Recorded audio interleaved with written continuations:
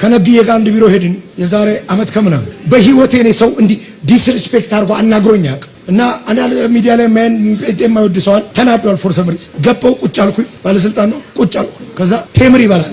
ስንት ቴምር በላ መሰለ ላይ ማአት ቴምር አንስቼም ልብላ በላ። ከዛ ስልኩን አየ ወንበሩ አለ ከዛቻ ሲደርሱ ምናምን አለ ይወጣው ከቢሮ በር ላይ እጄን ጫንኩን በናዝሬቱ ጌታ በኢየሱስ ከዚህ ቢሮ ነቅያለሁ። ከዛ ነግዬ ነው ካሁን በኋላ እዚህ ሰው ጋር ያልመጣ አንተ ሄዳልኩት። አገልጋይ ሲባል ጥሬ ስጋ በጣም ይወዳሉ። ይሄ ሆዳቸው ልነግራችኋለሁ። ፕሮፌት የተባለ በሙሉ ቅዳሜ እያለ ሲበላ ነው የምታዩት። እንደ ጅብ ቀይ ጥሬ ስጋ ወሰድኩት። የት በወስደው ጥሩ ነው? ጥሬ ስጋ ቤት ብቻዬን መሆን ስላልፈለኩኝ እኔ ደግሞ የሚቀርበኝን ፓስተር ይዤ መጣ። ሲሳይ የሚያወራው ስለ ትዳር ነው። እንደዚህ ሆኜ ነበር፣ እንደዚህ ብላ እንደዚህ ሄደችብኝ። የሶስት ልጆች አባት ነው። ብቻውን ነው ያሳደጋቸው ለብዙ አመት። ሚስቱ ጥላው ሄዳለች እና ከሷ በኋላ ሁለት ምናምን ጊዜ ሞክሯል ትዳርና እነሱን ጥለውት ሄዱ።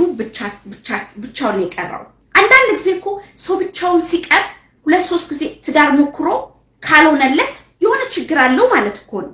ሰዎች ሊቀበሉት ያልቻሉት የሆነ ችግር አለው ማለት ነው። እኔና እዩ ጩፋ እኔ የዛሬ 30 አመት ሙሉ ጊዜን ሰጥቼ አገልግሎት ስጀምር እዩ የ6 አመት ህፃን ልጅ ነበር። አሁን የ36 አመት ወጣት ነው። ለምን ከዚህ ጀመርኩኝ መሰላችሁ? ብዙ ሰዎች በኢትዮጵያና በአሜሪካ አውሮፓ በሌሎች አጋጣሚዎች ያገኘኝ ሁሉ አረ አንድ ብሎ እነዚህን ወጣት አገልጋዮች መከራቸው። በተለይ እኔ በቀደሙት አገልጋዮችና በአሁን በተነሱት መካከል ያለሁኝ አገልጋይ እንደመሆነ ብዙ እነሱ በሚያገለግሉበት አይነት ጸጋ ስጦታም ስለማገለግል ሁሉም ማለት በሚቻልበት ሁኔታ ከዚያ በፊት ብዙም ሚዲያ ስላልተለመደ ለመጀመሪያ ጊዜ ማለት ይቻላል በሚዲያ ወይም በቪሲዲ ከመዝሙር ጋር በመክተት ምስክርነቶችን ፈውሶችንና አጋንንቶችን ማስወጣትን ለህዝቤ አቅርቤ ስለነበር በአካል መጥተው በአገልግሎቴ ያልተካፈሉትም ብዙዎች ያንን በማየትም ለአገልግሎት መነሻ እንደሆንኳቸው ይናገራሉ። ከዚህም የተነሳ አሁን ባለው የሀገራችን አገልግሎት የ24 ሰዓት ሚዲያ የማግኘት እድሉ ብዙ ነገሮችን መጥቀሙን ያክል እንከኖቻችንንም ግልጥ አድርጎ አሳይቷል። ስለዚህ ከብሉይ ኪዳን እስከ አዲስ ኪዳን አገልጋዮች እኛንም ጨምሮ ስተት እንከን ኃጢአት የሌለበት ወይም የማያውቅ ኢየሱስ ብቻ ነው። ሰዎች ሁሉ ኃጢአትን ሰርተዋል፣ የእግዚአብሔርም ክብር ጎሏቸዋል። ሮሜ 3:23 ስለዚህ ስተት በስተት ስለማይታረም ለመተራረም ደግሞ መቀራረብ ግድ ነው። ከዚህ የተነሳ ነብይ እዩ ጩፋ የማምለኪያ ቦታ ስለገዛ የመሰረተ ድንጋይ እንድናስቀምጥ ግብዣ ባደረገበት ወቅት በነገራችን ላይ አብዛኛዎቹ የቤተክርስቲያን መሪዎች ደብዳቤ ልኳል። ሁሉም ግን ስማቸው እንዳይነሳና እኔ የተነሳውትን አይነት ፎቶ ላለመነሳትና በማህበራዊ ሚዲያ የሚከተላቸውን ስድብና ትችት ማስተናገዱን ፈርተው ነው ያልተገኙት። ደግሞ የሚገርመኝ ሁሉም የቀደሙ የተባሉት ጭምር የተለያየ እንደውም አንዳንዶች የከፋ የሚባል ልምምድ ያላቸው ሁሉ ናቸው። እኔ ደግሞ ጥሪው ሲደርሰኝ ለማውራት ለመቅረብ ለመመካከርና ጥፋቶችን ለማስተካከል ጥሩ አጋጣሚ ሆነልኝ። ለነገሩ ራሴ ሳይጋብዘኝ መሄድ ነበረብኝ። ይሁንና ሄድኩኝ። የ31 አመቱ ወጣት አገልጋይ እዩ ጩፋን አገኘሁት። ኤሊሌ ሆቴል እሱ ማኪያቶ እኔ ውሃ እየጠጣን ለ80 ደቂቃዎች ያክል የእውነት አወራን። ስለማንነቱ ስላለፈበት አሁን ስለደረሰበት ወደፊት መድረስ ስለሚፈልግበት በሙሉ አወራን። እንደነገርኳችሁ በልጅነቱ በቪዲዮ የኔን አገልግሎት ያይ እንደነበርና እኔንም እንደሚወደኝ ነገረኝ። እኔም ቅንነት እንዳየሁበት እንደሚወደው ሙሉ ጊዜውን ለጌታ በመስጠቱ በሚያገለግለው አገልግሎት ከተለያየ እምነትና አገር እየመጡ ጌታን መቀበላቸው፣ መፈወሳቸው፣ ነፃ መውጣታቸው፣ መጽናናታቸው ደስ እንደሚለኝና ሰዎች በአጠቃላይ አሁን በመድራችን ላይ ባለው የቤተክርስቲያን አካሄድና በሚያነሷቸው ትችቶች ዙሪያና እኔም በማልቀበላቸው ለምሳሌ ዘይት መሸጥን፣ ቲሸርት ጫው መሸጥን፣ ገዝተውስ እያስከፍሉ ማገልገልን፣ ለአገልጋይ የተንፏቀቁ ፎጣ መቀበልን ጨምሮ በአደባባይ አጥብቄ እንደምቃወም የጸጋ ስጦታዎችን 7 አመት ተምረን እንደ ሐኪም ያገኘነው ሳይሆን በነፃ የተቀበልነው የጸጋ ስጦታ ስለሆነ በነፃ መስጠት እንዳለብን አቋሜ እንደሆነና የእግዚአብሔር ቃል እንደሚያዝም ጭምር ተናገርኩኝ። እግዚአብሔር የሰጠንን አገልግሎት ራሱ እንደሚደግፈው እናም በእምነት እንደ አብርሃም የመስዋዕትን በግ እግዚአብሔር እንደሚያዘጋጅ ማመን እንዳለብን አውርቼ ብዙ ከተመካከርን በኋላ እዩም ገና ከመነሻው አገልግሎት በጀመረበት በወላይታ ሶዶ አገልግሎት ለምምዱ ስደት እንዳስነሳበትና ለሚዲያ ነው እንጂ ቅርብ ጊዜ ብቅ ያለው አገልግሎት ከጀመረ እንደቆየና ሐዋሳ አካባቢ ላሉ ብዙዎቹ ነቢያት እንደጸለየላቸውና እነሱ ቴሌቪዥን ቀድመውት እንደጀመሩ በብዙ ዋጋ መክፈል እንዳገለገለ እንዴት ቴሌቪዥን አገልግሎት እንደጀመረም ነገረኝ። ሰው ይህ ስህተት አለበት ብሎ ካልነገረው ሰው እኮ ለራሱ ልክ ነኝ ብሎ ስለሚያደርግ እንደዚህ የቀደማችሁ አገልጋዮች ቀርባችሁን ካልነገራችሁን ማን ይነግረናል ብሎ በፍጹም ግልጽነት ከዚህ በላይ ብዙ ተወያይተን ማንም ቀርቦ በቅንነት በነግረው የመስማት ፍላጎት እንዳለውና በማህበራዊ ድረገጾች ላይ ከመሳደብና በፎቶሾፕ ስልካችንን ያውሬ እያደረጉ ከመሰል የገቢ ማስገኛ ከማድረግ ውጪ እንደዚህ ቀርቦ አብሮት የጸለየና ያማከረው እንደሌለ አውርተን ጌታ የሰጣቸው ቦታ ድረስ በመሄድ ጸልየን ከዚህ በኋላም እየተገናኘን መስተካከል በሚገባቸው ነገሮች ላይ ለመመካከር ተስማምተን እኔም የማምለኪያ ህንጻውን አስጀምረን በጸሎትም አብሬያቸው እንደሆንኩ በገንዘብም እንዳቅሜ ድጋፍ እንደማድረግ ቃል ገብችላቸው የሱን ማኪያቶ የኔን ውሃ ከፍዬ መልሱን ላስተናገደችን ብሩክ ልጅ ያዡ ብዬ ደስ ብሎኝ ወደ ቤቴ ሄድኩኝ እላችኋለሁ። በነገራችን ላይ እዩ ጩፋ እንደ አንዳንዶቹ ጮሌ አይደለም። በነገራችን ላይ ጌታ ኢየሱስ በደጅ ነው ይመጣል። ብዙዎቻችን ለራሳችን ጽድቅና ስም ግንባታ ስንሯሯጥ ማን ትክክል እንደሰራ በዙፋኑ ፊት እንተያያለን። እኔ ግን ጽድቄ ኢየሱስ ነው። ወንድማችሁ ቢሾፕ ዳዊት ሙላልኝ ነኝ።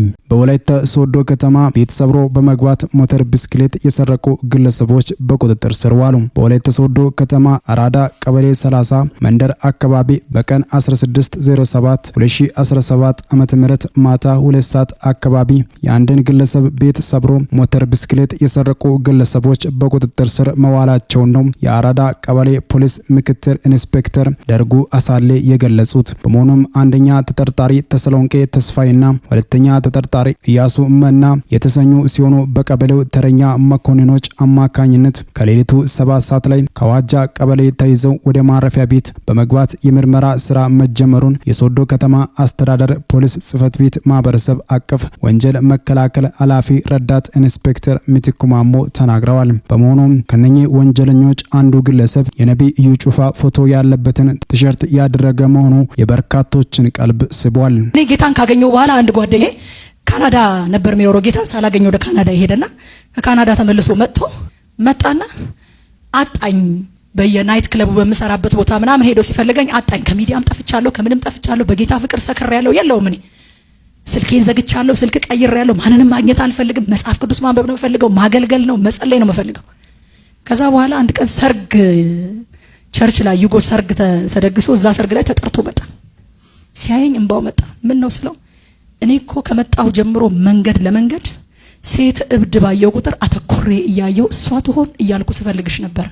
ወይ ሞታ ነው ወይ አብዳ ነው ብዬ ነበር አለኝ። ምክንያቱም እኔ ልሄድ አካባቢ አያያዝሽ ወደዛ የሚያደርስ ነበር አለኝ። አያያዜ ወደዛ ነበር፣ አያያዙ ግን እዚህ ጋር ቆመ። ሃሌሉያ! it doesn't matter ያንተ አያያዝ፣ የእሱ አያያዝ ነው ማተር የሚያደርገው። አያያዙ ይሄው በፊታችሁ አቁሞኛል። አላበድኩም፣ አልሞትኩም። ይሄው በቤቱ ቆሜያለሁ። ይሄው የከበረውን ቃል እናገራለሁ። ይሄው በከበረ ጉባኤ ፊት ቆሜያለሁ። አታብድም፣ አትሞትም። አያያዙ ያድንሃል። ሃሌሉያ! ማስተዋል ከእግዚአብሔር ዘንድ የሚሰጥ መንፈስ ነው። ኢዮብ 32:8 ላይ ኤሊሁ እንደዚህ ያለ፣ ነገር ግን በሰው ውስጥ መንፈስ አለ አለ። ሁሉን የሚችል አምላክ እስትንፋስ ማስተዋልን ይሰጣል። ማን ነው የሚሰጠው? ሁሉን የሚችል አምላክ እስትንፋስ። ያ ሁሉን የሚችል አምላክ እስትንፋስ ማን ይባላል? መንፈስ ቅዱስ። ሃሌሉያ! እሱ ማስተዋልን ለሰው ይሰጣል አለ። ማስተዋል ካልተሰጠው ሰው መደበኛ ተግባሩን ማድረግ አይችልም። በጣም የሚገርመኝ ኢዮብ ላይ ስለማስተዋል ሌላ የሚነገር ቃል፣ አንዳንዱን ነገር በተፈጥሮ ማድረግ የምንችል ይመስለናል አይደል? እግዚአብሔር ማስተዋል ስለሰጠን። ሰጎን ይላል፣ ሰጎን እግዚአብሔር ማስተዋልን ከሷ ስለከለከለ የገዛ እንቁላሏን አሸዋ ውስጥ ትቀብረውና እግር እንዲረግጠው አውሬም እንዲሰብረው ትተወዋለች ይላል። ለምን ሲባል እግዚአብሔር ማስተዋልን አልሰጣትም እና ይላል። እናንተ ልጆቻችንን የምንንከባከበው ለካ ስለወለድናቸው ሳይሆን ማስተዋል ስለተሰጠን፣ ማስተዋል ስለተሰጠን ነው። ማስተዋል ደግሞ መንፈስ ነው። ሃሌሉያ! የእግዚአብሔር መንፈስ የማስተዋል መንፈስ ተብሎ ተጠርቷል። የማስተዋል መንፈስ፣ የማስተዋል መንፈስ፣ የማስተዋል መንፈስ በእያንዳንዳችን ውስጥ አለ። ማስተዋሉ ተወሰደበት የሚል አዲስ ኪዳን ላይ ብዙ ታገኛላችሁ። አሁን በአዲስ ኪዳን መንፈስ ቅዱስ ይወሰዳል፣ በእኔ ውስጥ ነው ያለው፣ የት ይሄዳል ምናምን፣ እኔ እንደዚህ አይነት ክርክር ውስጥ አልገባም። የማስተዋል መንፈስ በውስጥ ኖሮ ማስተዋል ካልቻልክ የማስተዋል መንፈስ እንዲሰራብህ መጸለይ ያስፈልጋል። አይሻልም? አምኖ መጸለይ ያስፈልጋል። ባለማስተዋልህ እየሄድክ እየተጋጨ እየተላተብክ ብዙ ዋጋ እየከፈልክ ከሆነ የማስተዋል መንፈስ ሆይ ብሎ መጸለይ ምን ችግር አለው? አለ በውስጤ ግን አክቲቬትድ ካልሆነስ እየሰራብኝ ካልሆነ እንዲሰራብኝ እጸልያለሁ። ክርክር ውስጥ አትግቡ። ዶክትሪናል ክርክር ውስጥ አትግቡ። ህይወታችሁን ይዩትና የጎደለ ነገር ካለ አባታችሁን ጠይቁት። ይሰጣል፣ ይለቃል፣ ይሞላል። ሃሌሉያ። ኤፌሶን ምዕራፍ 5 ላይ መንፈስ ይሙላባችሁ እንጂ በወይን ጠጅ አትስከሩ የተባለው ለምን እንደሆነ ታውቃላችሁ? የሚሞላብን የጌታ ፈቃድ ምን እንደሆነ አስተውሉ እንጂ ሞኞች አትሁኑ ብሎ ነው መንፈስ ይሙላባችሁ የሚለው። ሃሌሉያ። የሚሞላ ነገር ኮንቲኒየስሊ የሚደረግ ነገር ነው። አንድ ጊዜ ተሞልቻለሁ፣ ይዤዋለሁ፣ ጨብጬዋለሁ፣ አውቄዋለሁ ይባላል እንዴ? አይባልም። ይሙላባችሁ። ሃሌሉያ። ይጎድላል። አሁን ዞር ዞር ስትል ዝም ብለህ የማይሆን ቦታ፣ የማይረባ ቦታ፣ አልባሌ ቦታ ስትውል ምናምን የማይሆን ነገር ጋርቤጅ ስትሰበስብ ምናምን የሚሞላ ነገር ምን ይሆናል? ይጎላል። ስለዚህ ገባ ብለህ እንደገና ትሞላል። ሃሌሉያ፣ ሃሌሉያ። እስኪ ይሞላብኛል በሉ፣ ይሞላብኛል በሉ። ክብር ለኢየሱስ ይሁን። የሚሰጥ ነገር ነው፣ የሚሞላ ነገር ነው፣ የሚሞላ ነገር ነው። መንፈስ ቅዱስን በውስጣችን ይዘን ስንመጣ አንድ መዝሙር እየሰማን ነበር የመጣ ነው። የሳሚን አንተን ይዤ ተራ መሆንን ያልችልም። ውስጤ ያለው ያንተ መንፈስ ቀልድ አይደለም። ኧረ እስኪ ቀልድ አይደለም በሉ። እኔ ውስጥ ያለው የእግዚአብሔር መንፈስ ቀልድ አይደለም። ሃሌሉያ። ቀልድ አይደለም እኮ አንተ ሸክም አይደለም እኮ መንፈስ ቅዱስ። መንፈስ ቅዱስ ሸክም ሳይሆን የሚሸከም ነው። የተሰጠ ልትሸከመው ሳይሆን ሊሸከምህ ነው። ሃሌሉያ። አንድ ሰው እንደዚህ ሲናገር ሰማሁኝ። ሐዋርያት ሥራ ምዕራፍ 3 ላይ ያ መልካም በሚሏት ቤተ መቅደስ ደጅ ላይ ተሸክመው እያመጡ የሚያስቀምጡትን ሽባውን ሰው ታስታውሳላችሁ አይደል? ጧት ጧት እየመጡ እየተሸከሙ ሰውየው እግር አልባ አይደለም እኮ እግር አለው። እግሩ ግን አይሸከመውም። ሰውየው ነው እግሩን የሚሸከመው። የሚሸከመው እግር ተሰጥቶት ግን ሰዎች ናቸው የሚሸከሙት። እግሩ ራሱ ለሱ ሸክም ነው። ያመጡትና መልካም በምትባለው ቤተ መቅደስ ደጅ ላይ ያስቀምጡታል። ማታ ማታ ደግሞ እንደገና ወደ ቤቱ ወስደው ቤቱ ያሳድሩታል። ጠዋት ያመጡታል ተሸክመው፣ ማታ ይወስዱታል ተሸክመው። ጴጥሮስና ዮሐንስ በ9 ሰዓት ለጸሎት ወደዛ መጡ። ሸክም የሆነው ነገር አዩት። ሊሸከም ተፈጥሮ ሸክም የሆነ ነገር አዩ። በጌታ በኢየሱስ ስም ብርና ወርቅ የለንም ተነሳና ተመላለስ ሲሉት ያ ሸክም የነበረው እግር አሁን መሸከም ጀመረ። ቁም ነገሩ እግር አለ የለህም ሳይሆን እግርህ እየተሸከመህ ነው ወይስ እየተሸከምከው ነው? ቁም ነገሩ መንፈስ ቅዱስ በውስጥህ አለ የለም ሳይሆን እየተሸከምከው ነው ወይንስ እየተሸከመህ ነው? ይሄ የእግዚአብሔር መንፈስ መንፈስ ቅዱስ ሸክም ሊሆን አይደለም የተሰጠን፣ ሊሸከመን ነው።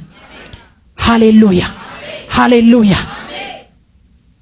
እስኪ ይሸከመኛል በሉ፣ ይሸከመኛል በሉ። በእርሱ እራመዳለሁ፣ በእርሱ እመላለሳለሁ። የማስተዋል መንፈስ በውስጤ ሆኖ የማላስተውል ሞኝ ሰው አልሆንም። መንፈስ ቅዱስንም የተሞላ መንፈስ ቅዱስን በውስጡ የሌለው ፍጥረታዊም ሰው አንድ አይነት ኑሮ የሚኖሩ ከሆነ ተራ ኑሮ የሚኖሩ ከሆነ ልክ እንደዛ ሰው እግር ነው ማለት ነው። ዛሬ በኢየሱስም አንድ ሰው መንቃት ሆነለት። በጌታ በኢየሱስም አንድ ሰው መንቃት ሆነለት። ወደ ውጭ ማየት አቁሞ ወደ ውስጡ ማየት ይጀምራል። የማስተዋል መንፈስ እኮ ተሰጥቶኛል። የእግዚአብሔር መንፈስ እኮ በውስጤ አለ። የተሰጠኝ እኮ እንድሸከመው ሳይሆን እንዲሸከመኝ ነው። ሃሌሉያ። የእግዚአብሔርን ድምጽ እናስተውል። ይህንን መልእክት ስቀበል እየጸለይን ነበረ ቤት ውስጥና እግዚአብሔር ሆይ በቃ ባይምሮ የመጸለይ አልፈልግም፣ አንተ ድምጽ ላክ እያልኩኝ እየጸለይኩኝ ድምጽ ላክ። መዝሙር 29 አንብቤ የእግዚአብሔር ድምጽ የሊባኖስን ዝግባ ይሰነጥቃል፣ የእግዚአብሔር ድምጽ ምድረ በዳውን ያናውጣል፣ የእግዚአብሔር ድምጽ ይምጣ እያልኩኝ እየጸለይኩኝ እያለ እኔ እኮ ድምጼ it is all over the place እናንተ ናችሁ እንጂ ማትሰሙት አለኝ እግዚአብሔር። ድምጼ እኮ በስፍራ ሁሉ ሞልቷል፣ ድምጼ እኮ በየቦታው አለ፣ እኔ እኮ ያለ ማቋረጥ እየተናገርኩ ነው፣ እናንተ ስለማታስተውሉ ነው ብሎ ኢዮብ ላይ ወሰደኝ። እግዚአብሔር ባንድም በሌላም ይናገራል፣ ሰው ግን አያስተውለውም ወደሚለው ማለት ነው። ለካ እግዚአብሔር እየተናገረ ነበር። አሁን የብዙ ጴንጤ ጸሎት አለ አይደል? ወደ ጸሎት ስንሄድ ወደ ቸርች ስንሄድ ወደ ስንበርከክ ጌታ ሆይ ተናገረኝ፣ ጌታ ሆይ ተናገረኝ፣ ጌታ ሆይ። ጌታ ደግሞ በዚህ በኩል ልጄ ሆይ አስተውይ፣ ልጄ ሆይ ስማኝ፣ ልጄ ሆይ ጌታ ሆይ ተናገረኝ፣ ልጄ ሆይ ስማኝ፣ ጌታ ሆይ ተናገረኝ፣ ልጄ ሆይ አስተውይኝ። እግዚአብሔር እየተናገረ ነው። አስተውሉ። እግዚአብሔር እየተናገረ ነው። እግዚአብሔር በቃሉ ይናገራል። እግዚአብሔር መናገሩን ስናስብኛ የሚመጣልን የነቢያት ድምጽ ብቻ ነው። እግዚአብሔር ስለ ነቢያት እጅግ አድርገን እናመሰግናለን። ግን እግዚአብሔር በቃሉ ይናገራል። ለሚያስተውለው ሰው እግዚአብሔር በቃሉ ይናገራል። ማስተዋል ካልቻለ ግን ተረት ተረት ይሆንበታል።